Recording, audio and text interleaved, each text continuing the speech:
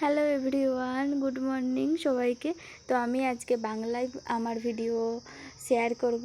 তো আমি দেখাবো যে আজকে আমাদের গাছে যে মৌচাক হয়েছিল, সেই মৌচাক কীভাবে ভাঙা হয়েছে তারই ভিডিও আজকে আপলোড করব।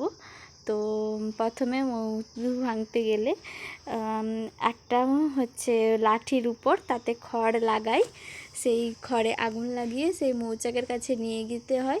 তারপর সেই মধুগুলো থেকে মৌচাকের উপর যে মৌমাছিগুলো বসে থাকে তারা সকলে পালিয়ে যায়।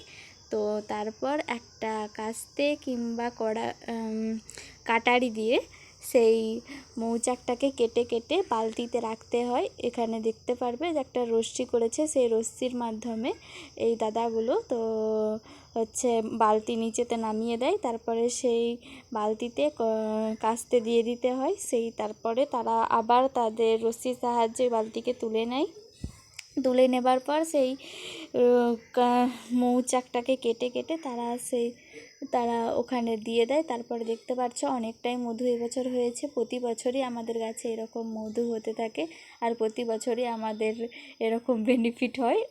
যদিও আমরা নিজেরা পারতে পারি না, ওনারা এসে পারেন।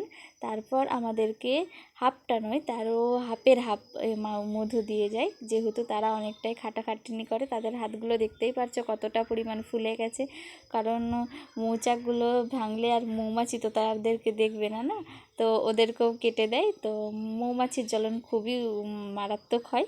যদিও আমাদেরকে আগে কেটেছিল বুঝতে পারবো, কিন্তু আজকে রাত্রের ঘুমটা আমাদের হারাম করে নিল। যাই হোক, তো আমাদের মধু ওই ছোটো বালতিটার, কারণ ওদের পরিশ্রম অনেকটাই থাকে, আর আমাদের তো পরিশ্রম থাকে না বললেই চলে, শুধুমাত্র আমাদের গাছটা। তাই জন্যে আমাদেরকে এতটা মধু। আর ওই চাক যেটা দেখতে পাচ্ছ, ওই চাকটাতে কিন্তু অনেকটাই মধু থাকে। Thanks for watching my video.